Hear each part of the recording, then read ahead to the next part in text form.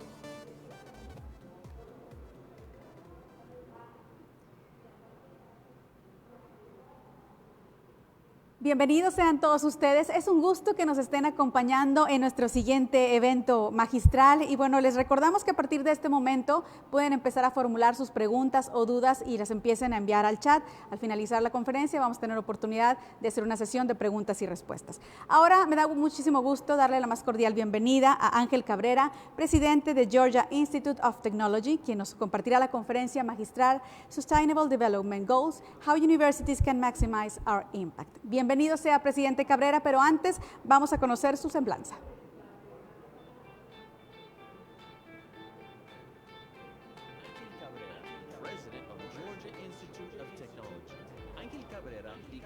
Became the 12th president of the Georgia Institute of Technology. He came to Georgia Tech after serving for 7 years as president of Georgia Mason University, GMU, in Fairfax, Virginia. A top 10 public research university in the U.S., Georgia Tech has outstanding programs in business, computing, design, engineering, liberal arts, and the sciences. Georgia Tech has become internationally recognized for the quality of its educational and research programs. Mason is the largest and fastest growing public university in Virginia.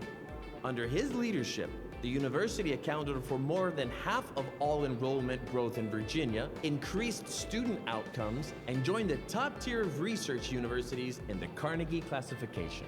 Cabrera served as president at Thunderbird School of Global Management, now part of Arizona State University. Prior to that, he was dean of IE Business School in Madrid. As a business educator, Cabrera has played a key role in advancing professional ethics, internationalization, and corporate social responsibility. As a senior advisor to the United Nations Global Compact, he was the lead author of The Principles for Responsible Management Education. Cabrera's research has been published in leading academic journals. He has been quoted by leading global media, including The Economist, BBC, CNN, CNBC, El País, Forbes, the International Herald Tribune, and the New York Times. He's been named a Young Global Leader by the World Economic Forum, a Star of Europe by Business Week, Henry Crown Fellow by the Aspen Institute, and Great Immigrant by the Carnegie Corporation of New York.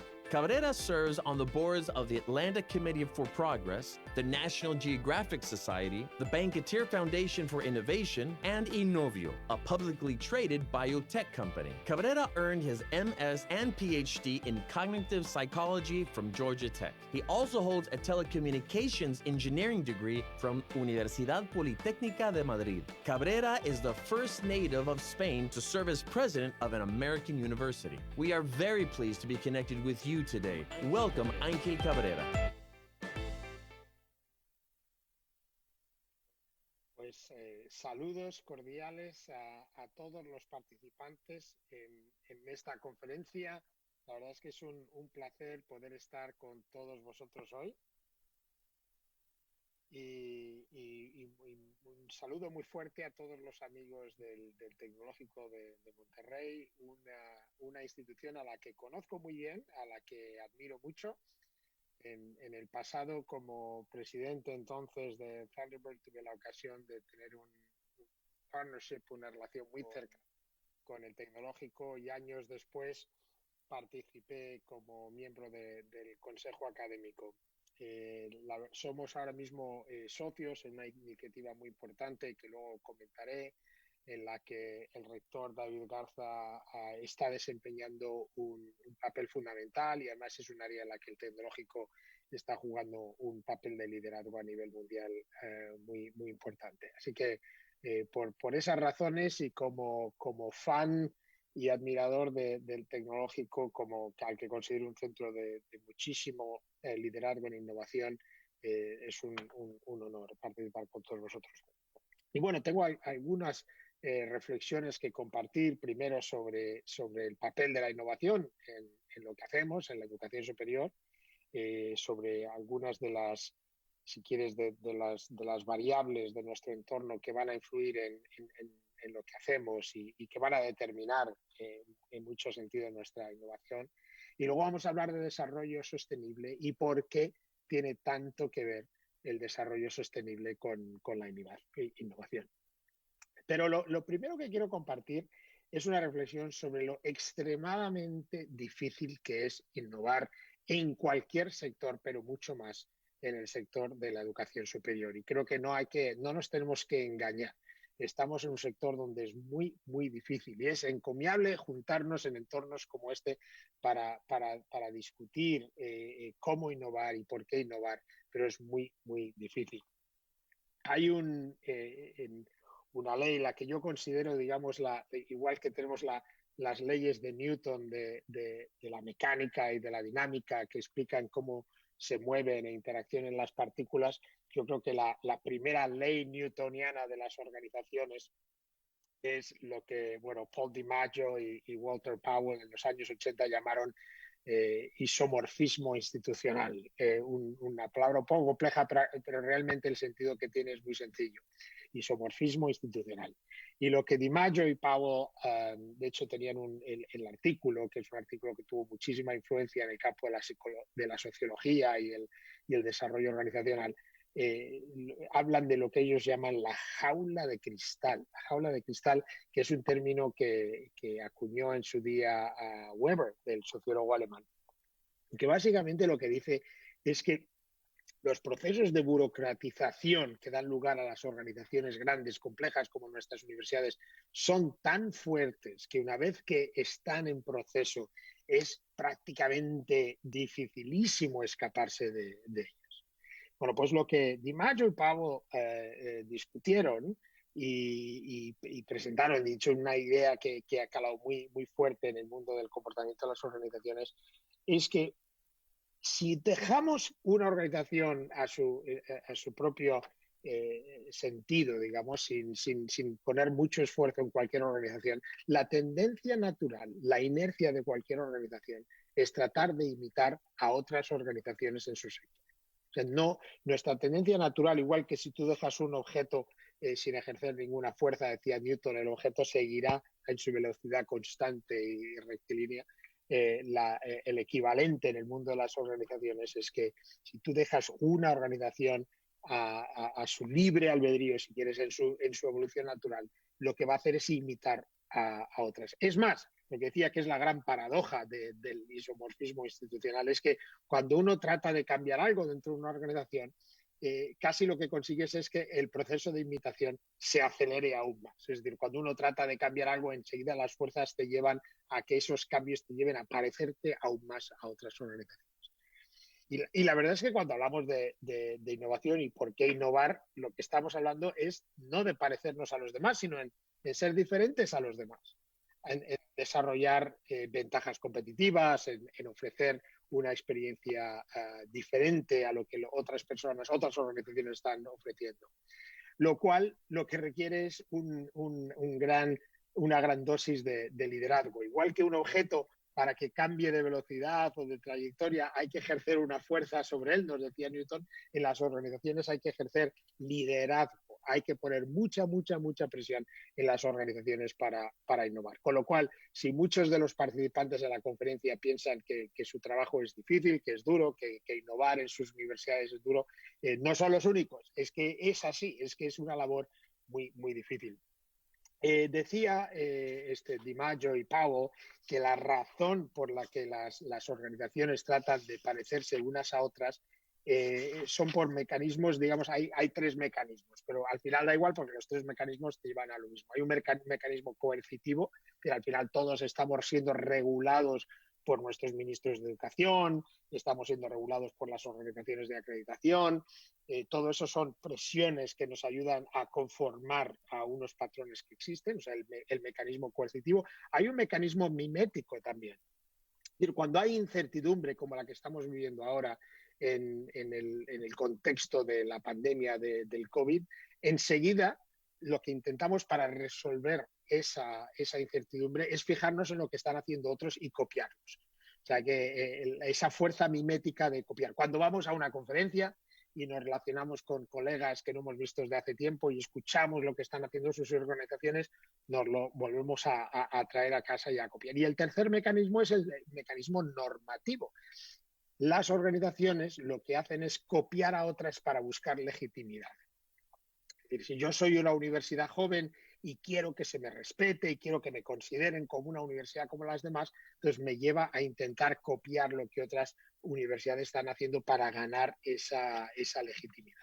Es muy difícil pelearse contra esas fuerzas, porque son fuerzas que lo permean todo. Cuando un líder llega y quiere cambiar las cosas, lo que se encuentra irremediablemente es de una reacción fuerte en contra de esos cambios. Y la reacción puede venir de profesores, puede venir de estudiantes, puede venir de reguladores, puede venir del ministro, puede venir de muchas direcciones, pero al final son fuerzas que nos llevan a intentar no innovar, sino a copiar, a imitar a lo que se está haciendo en otros lugares. Entonces, cuando uno se plantea que quiere ser diferente, que quieres innovar, que quieres ofrecer un valor diferencial a otros, entonces lo que tienes que hacer es aplicar una manera diferente de pensar. Los expertos que han estudiado el diseño, los procesos de pensamiento basados en el diseño, procesos de innovación, una de las cosas curiosas que parece contradictoria que nos dicen es que unos de los factores que ayudan a la innovación es la idea de limitaciones. En inglés lo llaman constraints. Uno piensa que los constraints son malos para innovar, ¿no? Hay que pensar, hay que romper las limitaciones. Sin embargo, los constraints a veces lo que hacen es acelerar la innovación. Es decir, pensar cuál es el problema que uno quiere resolver, cuáles son esos parámetros financieros, de partida, etcétera, que uno tiene que romper. Y el ser consciente y el declarar esos parámetros a veces son aceleradores de la innovación. No la frenan, sino que la aceleran.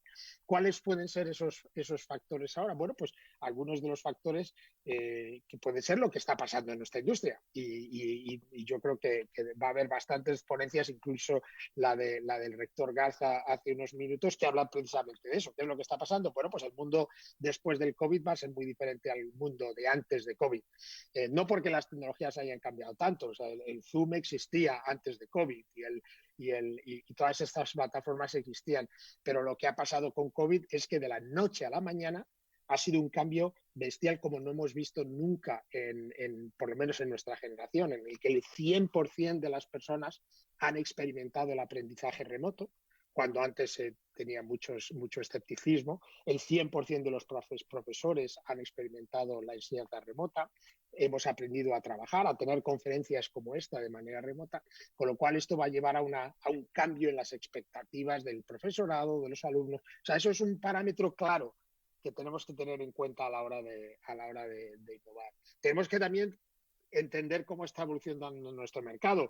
El mundo de los estudiantes universitarios se ha duplicado pues prácticamente desde el principio de este siglo, y el crecimiento va a seguir siendo muy grande, que son buenas noticias para todos nosotros. El problema es que el crecimiento no va a ser ni en Europa ni en Estados Unidos. Va a ser en Asia, en el sur de Asia, va a ser en África, va a ser en América Latina. a los que no estamos ni en Asia, ni en el sur de Asia, ni en África, ni en América Latina, vamos a tener que pensar dónde están esos estudiantes a los que tenemos que servir. Y va a haber otros cambios de curso. Entonces, entender lo que está cambiando en el contexto de uno es importantísimo para poder guiar la innovación. ¿Qué es lo que tratamos de resolver con nuestra innovación? No es innovar por el hecho de innovar, es qué es lo que tratamos de resolver. Pero importantísimo también, igual que es conocer por dónde van las tendencias de nuestro entorno, la innovación se tiene que estar basada de manera muy, muy fuerte y arraigada muy, muy fuerte en un sentido de propósito, en un sentido de entender realmente qué es lo que nuestra organización trata de cumplir. No es lo mismo para todas las organizaciones. Hay aspectos de las universidades que son compartidas a todos nosotros. La labor que la mayoría de nosotros jugamos en educar a un ciudadano que pueda construir una democracia, una sociedad fuerte, saludable, eso es quizá una de las cosas que todos compartimos, pero luego en nuestros casos cada uno vamos a tener un propósito diferente. Nosotros en Georgia Tech acabamos de hacer un proceso de planificación estratégica y hemos llegado a una definición de nuestro propósito, que es desarrollar a líderes que avancen la tecnología y que mejoren la condición humana. Y esas palabras, que tienen mucho más calado de lo que pueda parecer a primera instancia, nos están llevando a reflexionar sobre qué es lo que tenemos que cambiar. Es decir, el sentido de propósito, de a qué se dedica, por qué tiene que existir tu universidad, por qué el mundo es mejor si existe tu universidad, es fundamental a la hora de innovar. Una declaración de valores, como lo que hemos hecho nosotros en nuestro proceso de análisis estratégico en Georgia Tech. Hemos declarado nuestros valores. Esos son parámetros para innovar. Hemos declarado que queremos ampliar nuestro impacto, que queremos contribuir a cambiar o a desarrollar nuestra ciudad de Atlanta en uno de los grandes centros de investigación de Estados Unidos y del mundo, y que sea un centro de investigación mucho más incluyente de lo que han sido otros. Nuestro esfuerzo por amplificar, expandir el acceso a la educación superior, que es un problema muy importante en Estados Unidos, nuestro compromiso a la conexión global. Todos esos compromisos estratégicos constituyen parámetros, limitaciones en el sentido positivo, en el sentido de constraints que pueden ayudar a acelerar la innovación. Y por eso, y llego, digamos, quizás a una de las ideas de las que hemos estado discutiendo y trabajando mucho juntos, el rector Garza y yo y otros colegas del mundo, es la idea de utilizar los objetivos de desarrollo sostenible como parte de definición de propósito y como parte también de motor de la innovación. Nosotros, como sabemos, por segunda vez en la historia de la humanidad, la primera vez fueron los Objetivos de Desarrollo del Milenio, donde hubo un acuerdo de países de todo el mundo sobre cuáles son las prioridades que afectan a nuestro planeta, y la declaración de esas prioridades tuvo un impacto muy importante, y la verdad es que al final, cuando terminamos ese ciclo y miramos los resultados, nos dimos cuenta de que, bueno, que habíamos conseguido cumplir gran parte de esos objetivos. Quizá no una calificación de 10, pero a lo mejor una calificación de 7 o de 6,5. Bueno, pues por segunda vez los países del mundo en torno a Naciones Unidas hemos declarado otra vez nuestra intención de cubrir los objetivos de desarrollo sostenible, de Sustainable Development Goals. Y constituye, digamos, un plan estratégico global. O sea, estas son las prioridades a las que nosotros como especie, no como país, no como pueblo, como especie, hemos decidido que tenemos que resolver si vamos a tener esperanzas de una vida positiva, enriquecedora para todos los seres humanos del planeta. Bueno, pues uno de mis argumentos es que esa plataforma y ese marco puede ser un importantísimo y puede ser utilísimo a la hora de incentivar la innovación. El Tecnológico de Monterrey y otros colegas en la Universidad de los Andes, en Europa, la Universidad Politécnica de Madrid, la Carlos III, la Universidad de Ginebra, la Universidad McGill en Canadá, universidades en África, en Asia, Yonsei y otras, Llegamos hace un año y medio a una reunión que tuvimos gracias al apoyo de la Fundación Rockefeller y a Brookings Institute, y tuvimos una reunión en Italia, y decidimos crear una coalición de universidades que llamamos The Global University Coalition, que estamos compartiendo ese compromiso a utilizar el marco de los Objetivos Globales de Desarrollo Sostenible como marco para todos nosotros. ¿Por qué y qué tiene que ver ese compromiso con la innovación? Tiene que ver mucho. Primero, porque igual que todos nuestro sentido de propósito, nuestros valores, nuestro marco estratégico ayuda a orientar y a acelerar la innovación, lo mismo al crear una coalición de universidades, esos mismos procesos de isomorfismo institucional que normalmente frenan la innovación, el hecho de que nos queremos copiar unos a otros, pues estamos usando ese proceso para ayudarnos a innovar. Es decir, compartir prácticas, pero con universidades que están en entornos muy diferentes al nuestro. Es una coalición totalmente global y que nos está ayudando a repensar muchas de las cosas que hacemos y a repensar cómo utilizar la tecnología, cómo innovar para al final tener el impacto real que queremos tener. Hay muchos ejemplos de cosas que están pasando. Por ejemplo, un proyecto que algunos de nosotros estamos desarrollando, que otras universidades han tenido éxito haciendo, es, por ejemplo, crear cursos compartidos, sobre todo en una época en la que es muy difícil para los estudiantes el viajar, el tener experiencias internacionales, el poder tener cursos compartidos donde estudiantes de distintos países están realmente trabajando juntos, es decir, utilizar las limitaciones que tenemos ahora como una fuente de colaboración. En Georgia Tech hemos tenido también una experiencia súper interesante en el sentido de cómo acelerar el acceso a la educación, cómo incluso reducir las diferencias entre géneros, las dificultades que a veces tienen sobre todo las mujeres o minorías étnicas en acceder a la innovación. Hace 5 años creamos una maestría online en informática. Nosotros en todos los campos tecnológicos, incluida la informática en Computer Science, pues normalmente tenemos tradicionalmente estamos siempre en los rankings como una de las mejores universidades en Estados Unidos. Pues somos realmente a raíz de esa maestría, que es una cosa muy innovadora, que tiene una matrícula que es la 4ª parte de matrícula a la matrícula tradicional, pues se ha convertido ahora no solo en la maestría de informática mayor que conocemos en ningún lugar, pero se ha convertido además en un mecanismo de acceso tremendo por la facilidad que tiene de encajar en la vida diaria de profesionales de cualquier entorno, de la habilidad de facilitar el acceso. De hecho, tenemos ya casi 12.000 alumnos en esa maestría. Y hemos lanzado otra en análisis de datos que tiene ya casi 4.000 alumnos, y otra que en ciberseguridad que tiene ya casi 1.000 alumnos, y o sea que en muy pocos años esta innovación ha hecho que Georgia Tech, lo cual la gente todavía no asocia a Georgia Tech con la enseñanza online, ahora mismo más de la 1/3 parte de nuestros estudiantes son estudiantes online. Y no son programas, digamos, marginales, o no son programas de títulos, de posgrado, que dan lugar a una maestría igual que cualquier otra maestría de Georgia Tech.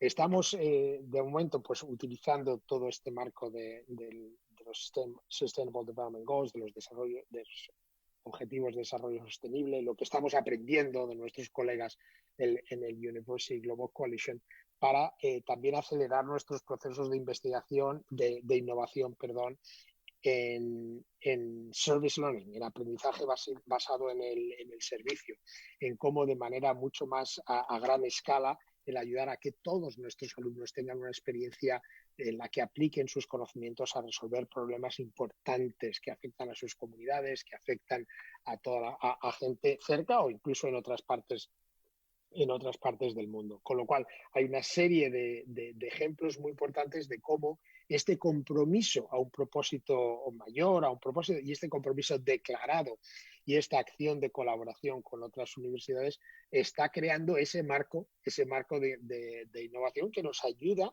a diferenciarnos, que nos ayuda a crear experiencias nuevas que puedan ubicar a nuestra universidad de una manera diferencial.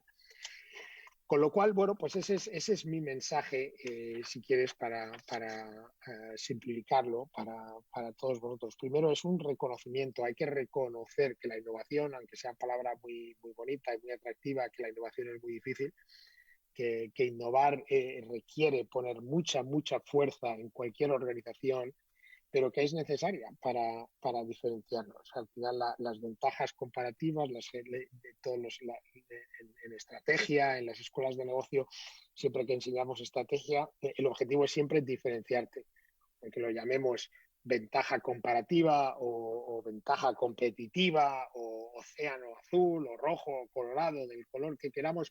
Cada vez vienen esas ideas digamos, rodeadas de terminología nueva, pero siempre son las mismas, que para triunfar tenemos que ser diferentes y, sin embargo, las presiones nos llevan a justo lo contrario. Los rankings nos llevan justo lo contrario.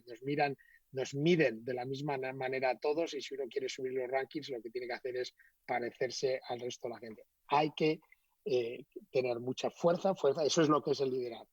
El liderazgo consiste en poner fuerza en una organización para que se resista, para que busque su propio camino, y cómo la declaración de propósito, el compromiso a principios mayores, la declaración de valores puede ser un marco de innovación muy, muy interesante. Bueno, espero que estas reflexiones valgan de algo y si queréis, pues a partir de aquí vamos a tener una pequeña conversación. Yo no sé si los colegas ya han coleccionado preguntas o comentarios de lo que queráis discutir.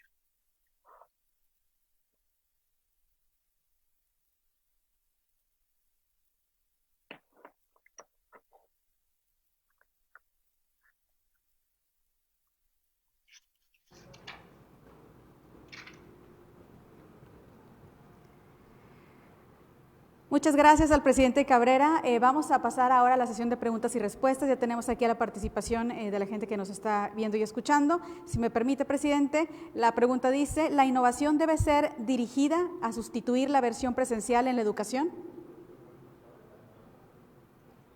No necesariamente. Hay un caso interesantísimo que conocemos todos, que es el caso de Amazon.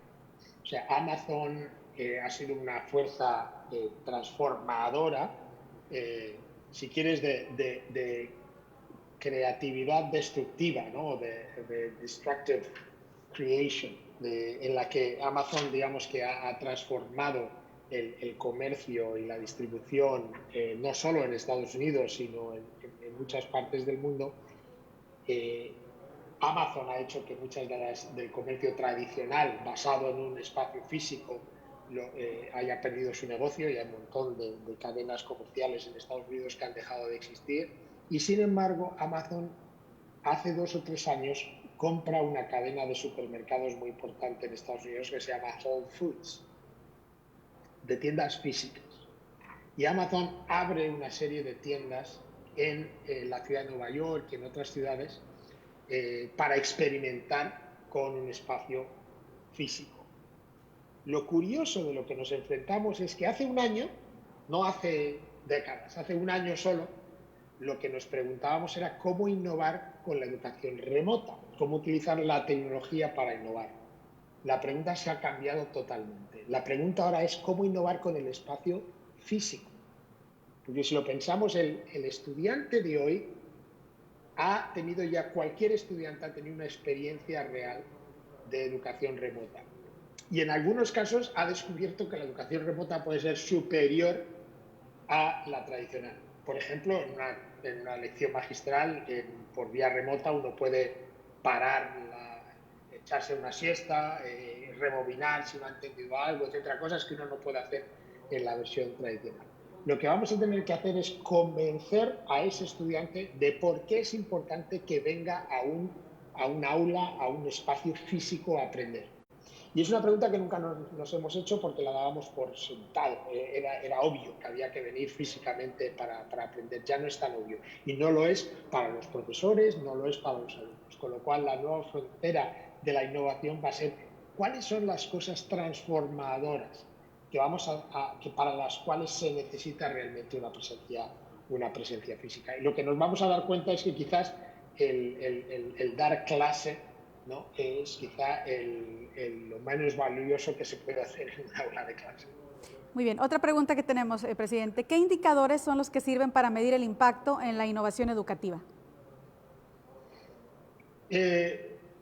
Es una pregunta que va directamente relacionada a mi argumento sobre la claridad de propósito. Es decir, uno no sabe para qué está innovando o no sabe si estás innovando bien o si estás teniendo resultados si no tienes una reflexión previa de propósito y de dirección estratégica de una organización, que va a ser diferente para cualquiera de nosotros.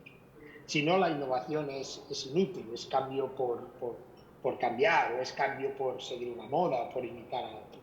O sea que uno tiene que empezar. En nuestro caso hemos declarado cuáles son esos objetivos estratégicos. Por ejemplo, hemos declarado que queremos amplificar nuestro impacto, lo cual significa aprovecharnos de la escala que tenemos, de las escuelas tecnológicas. En Estados Unidos somos la más grande, aprovecharnos del tamaño, pero también aprovecharnos de cómo cambiar la educación para que el alumno pueda tener un impacto. Eso es un área. Bueno, pues ya hemos declarado que eso es un área.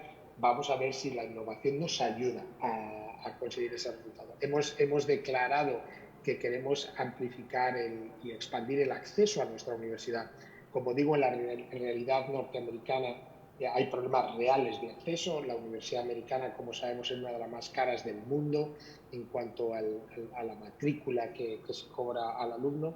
Entonces, hemos dicho, nosotros queremos destacar como universidad pública, no queremos ser una universidad excluyente, sino incluyente. Entonces, vamos a ver, esa es otra manera de medir la innovación. O sea, la innovación es no cómo hemos cambiado por el hecho de cambiar. La innovación se mide porque estamos consiguiendo los objetivos que hemos declarado que son fundamentales a nuestra universidad. Por eso hay que empezar por ahí. Muy bien, otra pregunta que nos hacen también. ¿Qué pueden hacer las escuelas secundarias, además de enseñar a través de proyectos enfocados en los objetivos de desarrollo sustentable para abordar este tema? Bueno, la verdad es que hay muchas escuelas secundarias que ya lo están haciendo y que lo están haciendo de manera muy importante. Hay muchos profesores, en otra de mis facetas formo parte del consejo del directorio del National Geographic Society, que tenemos programas no solo en Estados Unidos, sino en todo el mundo, incluyendo en México, de ayuda a profesores de enseñanza secundaria para darles herramientas para enseñar. Y lo que hemos descubierto es que muchos de los mejores profesores que se conectan con el National Geographic y participan en nuestros programas, lo que les distingue es que utilizan proyectos muy relacionados, puede ser con la biodiversidad, con el cambio climático, con la pobreza, pero que conectan el aprendizaje del alumno a nivel de secundaria con proyectos que marcan una diferencia real.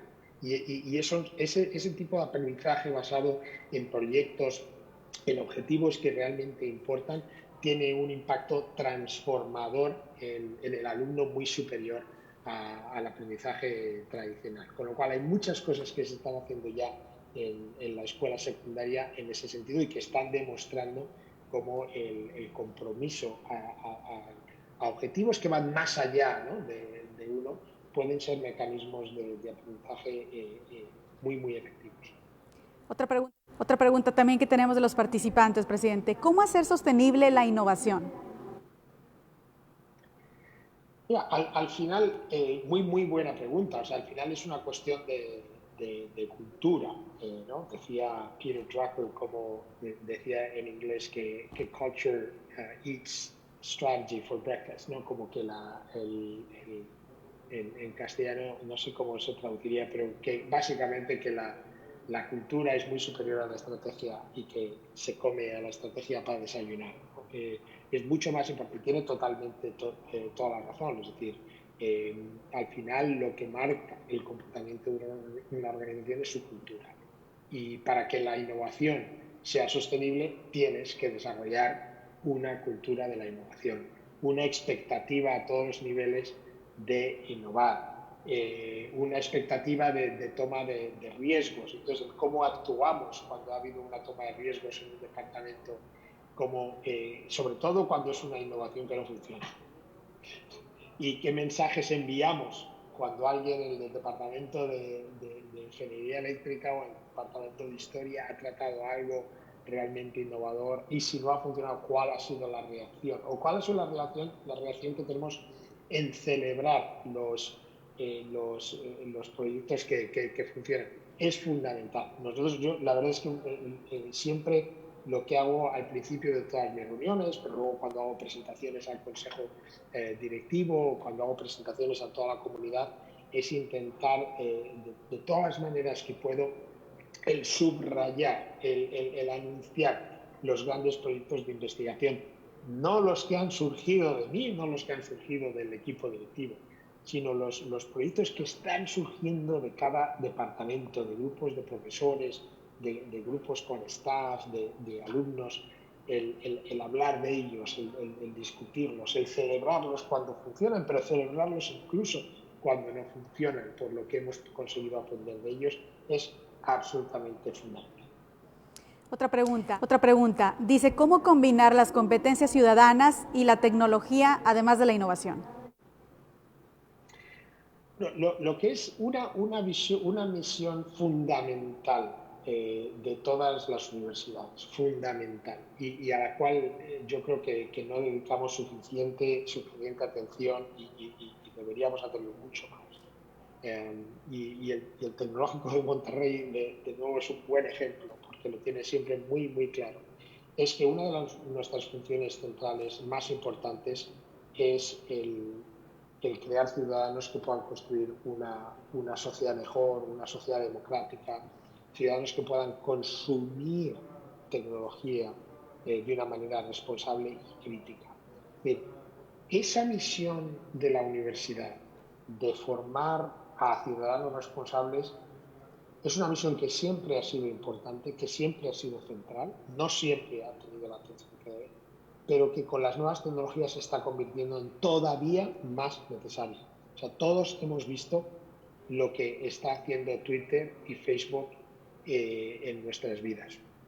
Cuando empezó, los que tenemos cierta edad y recordamos, digamos, los inicios de Internet y los inicios de las redes sociales y nos creíamos y nos seguimos creyendo un poco la utopía de cómo la tecnología está abriendo la sociedad, democratizando el acceso a la información, creando una comunidad mucho más conectada. Y lo que nos hemos dado cuenta es que muchas de estas plataformas lo que están haciendo es creando tribus, aislándonos los unos de otros, amplificar nuestras creencias y radicalizar nuestras creencias en lugar de exponernos a creencias superiores. Los algoritmos de Facebook están programados precisamente para darte lo que quieres, no para desafiarte, sino para darte lo que quieres, con lo cual a medida que usamos más y más estas plataformas, lo que hacemos es radicalizarnos, polarizarnos más.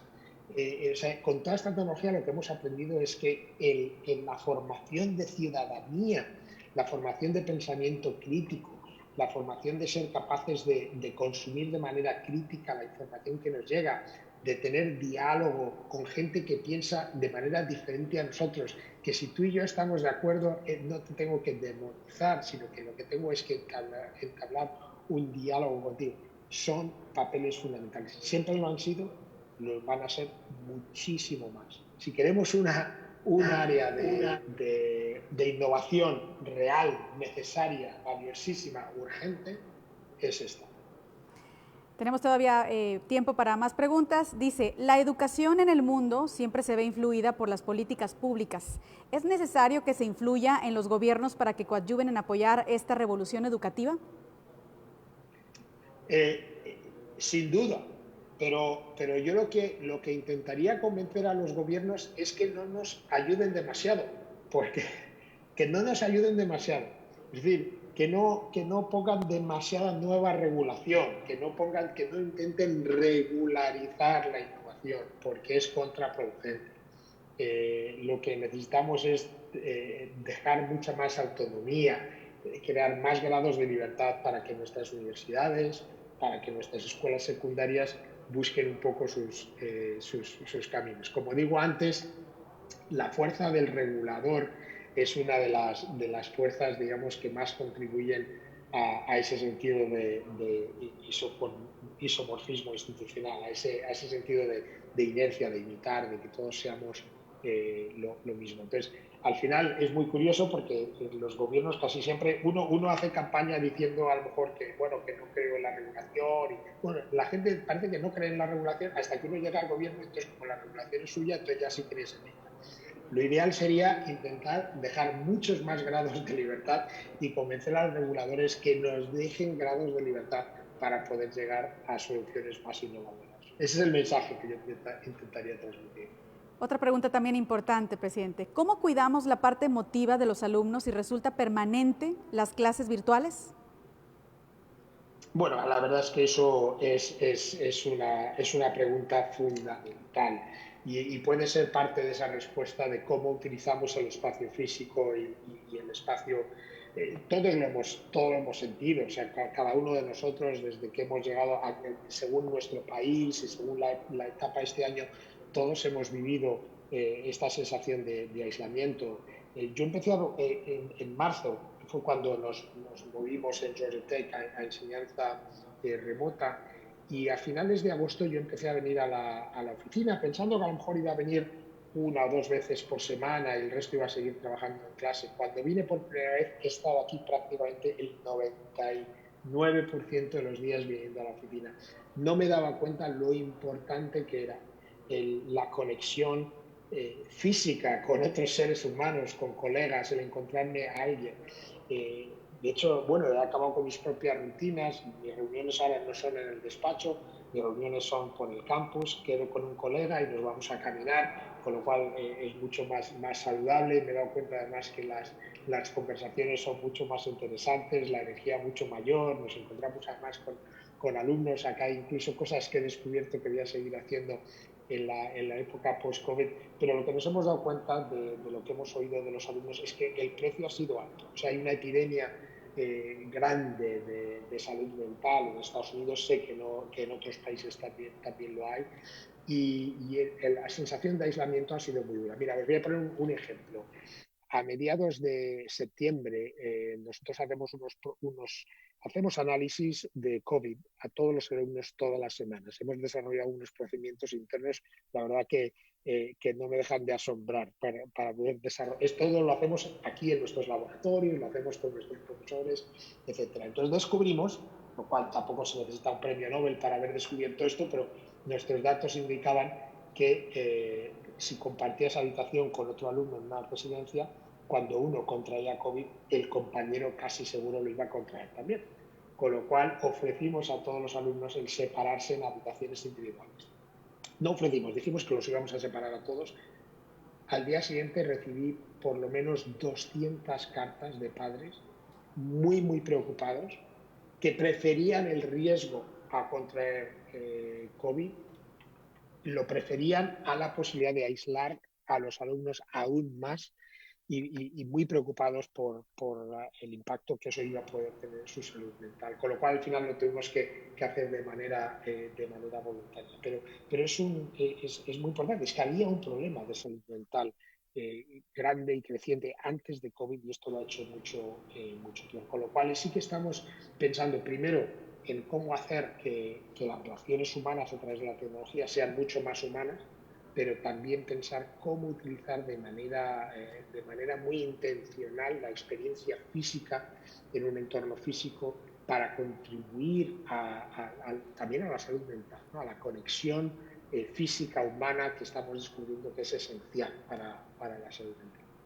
Otra pregunta también que tiene que ver con la pandemia. Dice, ¿cómo innovar en el emprendimiento y en la sustentabilidad en plena cuarentena?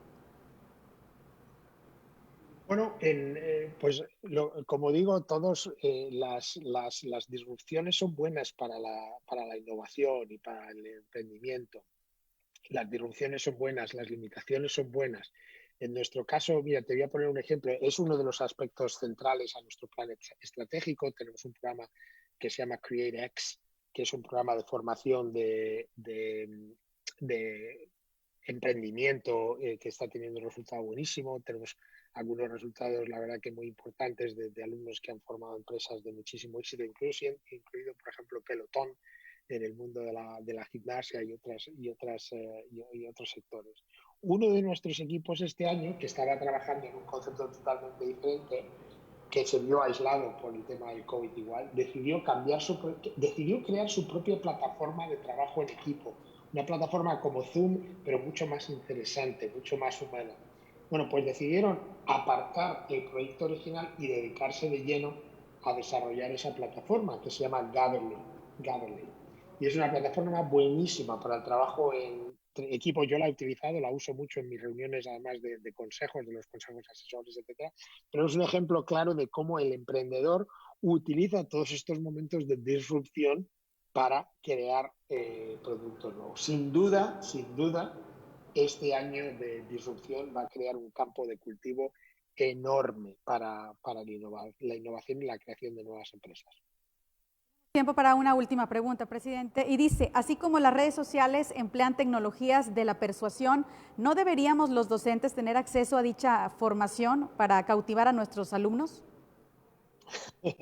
Sí, utilizar las redes sociales de manera positiva, ¿no? Sin duda, mira, tenemos una responsabilidad muy grande en las universidades. Primero, sobre todo las universidades tecnológicas, como el Tecnológico de Monterrey, como Georgia Tech y como otras universidades tecnológicas. Primero, de crear tecnología de inteligencia artificial y de aprendizaje en máquina que compense. Tenemos que hacer inteligencia artificial responsable, ética, que funcione para todos, que resuelva los problemas tan graves que estamos viendo en todas estas plataformas.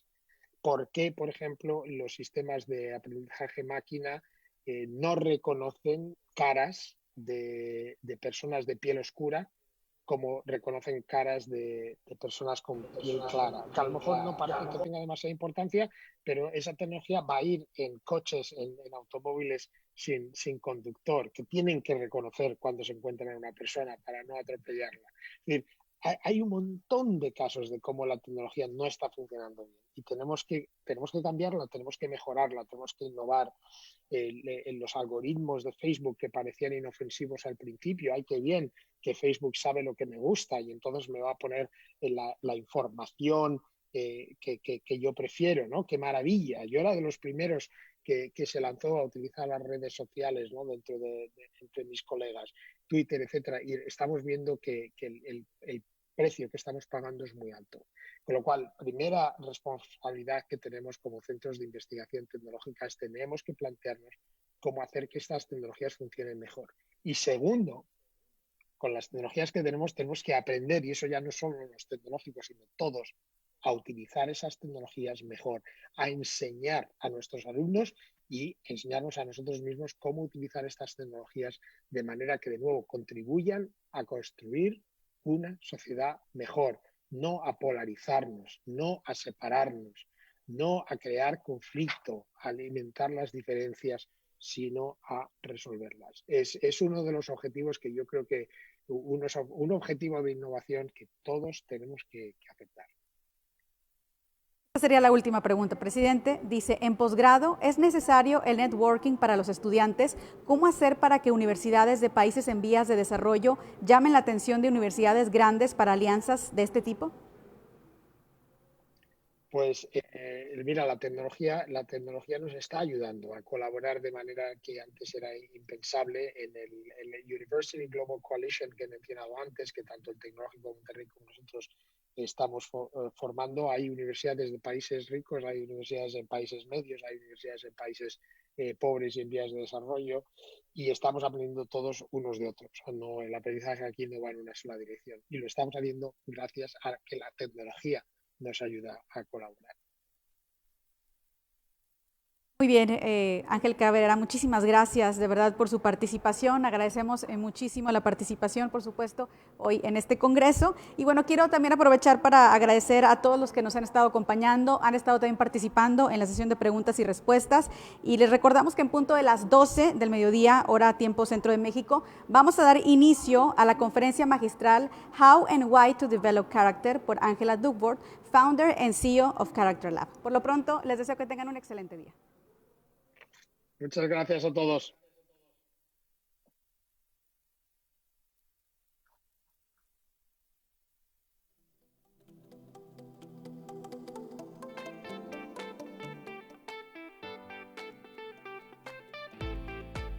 Oye, no sabía que estaban aquí escribiendo ya, qué padre.